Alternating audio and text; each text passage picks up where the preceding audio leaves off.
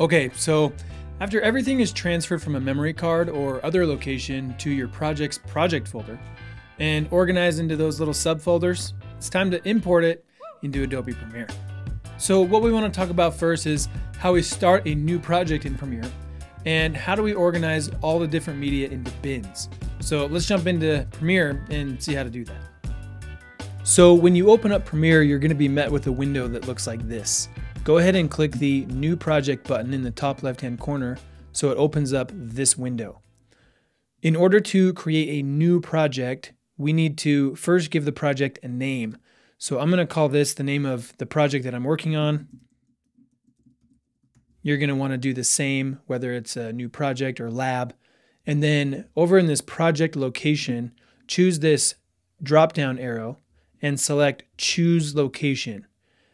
And I'm going to navigate to my project folder, which is on my desktop, Cave TV Intro, and then I'm going to choose the Project Files folder and then hit Choose.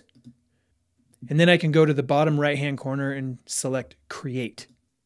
Now that I've created a new project, it's time to start importing media. And there's actually a few different ways to do that. One is to go up to File, down to Import, and that'll open up the import window.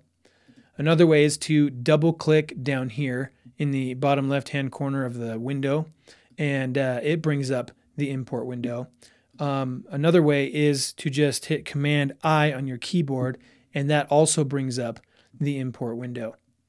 So I'm going to navigate to where my clips are, which should be in my project folder, and I want to import the video, but I also want to import graphics and audio.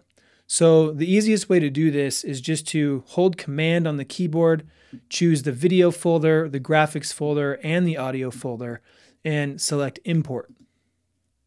So you'll see down here in the bottom left-hand corner that I have the song, my video, and my graphics. These two folders are called bins, and bins is just a fancy term for folder. But it keeps my video organized, it keeps my graphics organized, so I don't have to keep scrolling up and down to try to find them. And it's just a nice way to keep things organized in Premiere. This is actually why we organize things before we import them in our project folder. Once you've imported all your media into Adobe Premiere, it's time to move on to the next step, which is building your rough edit.